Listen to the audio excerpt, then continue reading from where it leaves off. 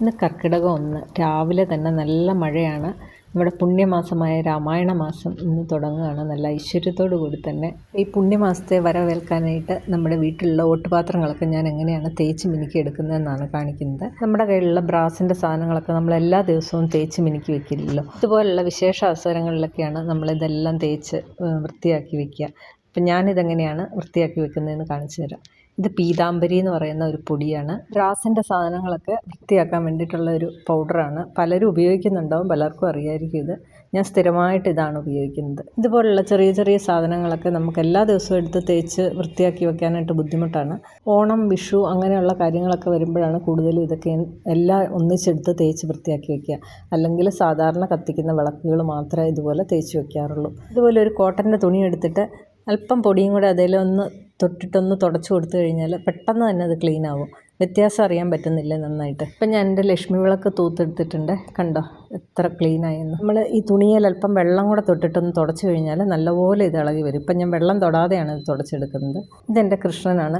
കൃഷ്ണനെ തുടച്ചെടുക്കാൻ നല്ല ബുദ്ധിമുട്ടാണ്. കാരണം അതിൻ്റെ ഇടയ്ക്കൂടെയൊക്കെ ഇട്ട് ഉരച്ച് കഴിയുമ്പോഴത്തേക്കും കൈ മുറിയും നന്നായിട്ട്. അപ്പം ഞാൻ ഇതിൻ്റെ ഓടക്കുഴലെടുത്തിട്ട് ഒന്ന് തുടച്ച് കാണിക്കാം, വ്യത്യാസം അറിയാം. ഇതിൽ വർക്കില്ലാത്ത പ്ലെയിൻ ആയിട്ടുള്ള ഭാഗങ്ങൾ മാത്രമേ ഞാൻ ഇതുപോലെ ഈ പൊടിയിട്ട് തുടയ്ക്കുകയുള്ളൂ. ബാക്കിയുള്ളതൊക്കെ തുണി കൊണ്ടൊന്നും തുടയ്ക്കുകയുള്ളൂ. കണ്ടോ വ്യത്യാസം കണ്ടോ? എൻ്റെ ഫേസൊക്കെ നല്ല പ്ലെയിൻ ആയിട്ടുള്ള ഭാഗമാണ്. അപ്പോൾ അവിടെയൊക്കെ ഞാൻ നന്നായിട്ട് തുടക്കി നല്ല ക്ലീൻ ആവും.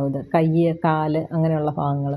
അങ്ങനെ കൃഷ്ണനെയും റെഡിയാക്കിയിട്ടുണ്ട്. എൻ്റെ കൃഷ്ണനെ നിങ്ങൾക്ക് ഇഷ്ടപ്പെട്ടോ എന്ന് പറയണേ. കൃഷ്ണനെ എടുത്ത് തുടയ്ക്കുക എന്ന് പറയുന്നത് നല്ലൊരു പണിയാണ്. കാരണം ഇതിൽ ഒരുപാട് വർക്കുള്ളതുകൊണ്ട് കൈ നമ്മൾ അറിയാതെ എവിടെയെങ്കിലും തട്ടിക്കഴിഞ്ഞാൽ കൈ മുറിയും. നിങ്ങളൊക്കെ എന്തുകൊണ്ടാണ് ബ്രാസിൻ്റെ സാധനങ്ങളൊക്കെ വൃത്തിയാക്കുന്നതെന്ന് പറയണേ. ഇതെൻ്റെ ഗണപതിയാണ്. ഗണപതിയെ തുടയ്ക്കാനായിട്ട് കുറച്ചും കൂടെ എളുപ്പമാണ്. ഈ ഒരു ജോലി ചെയ്യാനായിട്ട് നല്ല പാടാണ്. പക്ഷേ എനിക്ക് ഈ ഒരു ജോലി ഭയങ്കര ഇഷ്ടമാണ് ചെയ്യാൻ. കാരണം ഇതെല്ലാം തൂത്ത് തുടച്ച് വെച്ച് കഴിയുമ്പോഴത്തേക്കും കാണാൻ എന്ത് ഭംഗിയാണ്. ഏറ്റവും കൂടുതൽ വ്യത്യാസം അറിയാൻ പറ്റുന്നത് ഈ ഒരു തട്ടം തുടയ്ക്കുമ്പോഴാണ്. ഇപ്പം ഞാൻ കാണിച്ചു തരാം എത്ര വൃത്തികേടായിട്ട് ആ തട്ടം ഇരിക്കുന്നതെന്ന്.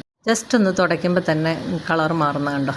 ഇപ്പം കണ്ടോ ഈ തട്ടത്തിൻ്റെ കളർ പൂർണ്ണമായിട്ട് മാറിയത്? നല്ല ഭംഗിയല്ലേ കാണാൻ? ഈ ഒരു പൗഡർ ഉപയോഗിച്ച് നോക്കിയിട്ടില്ലാത്തവരൊന്ന് ഉപയോഗിച്ച് നോക്കി കേട്ടോ. ഡെയിലി യൂസിന് ഒരുപാട് നല്ലതാണ്. പരസ്യമൊന്നുമല്ല, സാധാരണ നമ്മുടെ സൂപ്പർ മാർക്കറ്റുകളിലൊക്കെ മേടിക്കാൻ കിട്ടുന്നതാണ്. ഞാൻ ഒരുപാട് വർഷമായിട്ട് ഇത് യൂസ് ചെയ്യുന്നതാണ്. ഞാനിതെല്ലാം ഒന്ന് തൂത്ത് ഉടച്ചെടുത്തിട്ടുണ്ട്. നല്ല ഭംഗിയല്ലേ കാണാനായിട്ട്? ഇതെൻ്റെ അഷ്ടമംഗല്യ തട്ടായിരുന്നേ. ഞാൻ എല്ലാ ദിവസവും ഇവിടെയല്ല വിളക്ക് കത്തിക്കാറ്. ഇപ്പോൾ ഇത് തൂത്ത് ഉടച്ച് വെച്ചപ്പം ഇവിടെ കത്തിക്കാൻ ഒരു കൊതി കൊണ്ട് ഞാൻ കത്തിക്കുന്നതാണ്. ഇതിൻ്റെ നടുക്ക് ഇങ്ങനെ കത്തിക്കുമ്പോൾ ഒരു പ്രത്യേക ഐശ്വര്യമല്ലേ? എന്തുകൊണ്ടായിരിക്കും കർക്കിടക മാസത്തിൽ രാമായണം വായിക്കുന്നതെന്നറിയുമോ? പണ്ടുള്ളവരുടെ ഒരു വിശ്വാസമായിരുന്നു രാമായണം വായിക്കുന്നതിലൂടെ നമ്മുടെ ദുരിതങ്ങളൊക്കെ അകറ്റി ശാന്തിയും ഐശ്വര്യമൊക്കെ ഉണ്ടാകുമെന്ന്. കർക്കിടക മാസത്തിന് ആയുർവേദത്തിലും ഒരുപാട് പ്രാധാന്യമുണ്ട്. ഈ ഒരു മാസം മഴക്കാലം ആയതിനാൽ നമ്മുടെ ശരീരത്തിൻ്റെ പ്രതിരോധശേഷിയും ദഹനശക്തിയൊക്കെ കുറവായിരിക്കും എന്ന് പറയുന്നത്. അപ്പോൾ പകർച്ചവ്യാധിയൊക്കെ ഉണ്ടാകാനായിട്ട് സാധ്യത കൂടുതലുണ്ട്. അപ്പോൾ ഇതിനായിട്ടാണ് കർക്കിടക ചികിത്സ ചെയ്യുന്നത്. പിന്നെ കർക്കിടകത്തിനെ വേറൊരു പേരിലും അറിയപ്പെടാറുണ്ട്, പഞ്ഞമാസം എന്ന്, അല്ലേ? എന്തുകൊണ്ടായിരിക്കും അങ്ങനെ വിളിക്കുന്നതെന്ന് അറിയാവുന്നവരൊന്ന് പറഞ്ഞു തരണേ. എന്തായാലും ഈ കർക്കിടക മാസത്തെ നമുക്ക് പഞ്ഞമാസമായിട്ടല്ല, നല്ല പുണ്യമാസമായിട്ട് തന്നെ കണക്കാക്കി എല്ലാവരും ആരോഗ്യമൊക്കെ സൂക്ഷിച്ച് നന്നായിരിക്കട്ടെ എന്ന് പ്രാർത്ഥിക്കാം.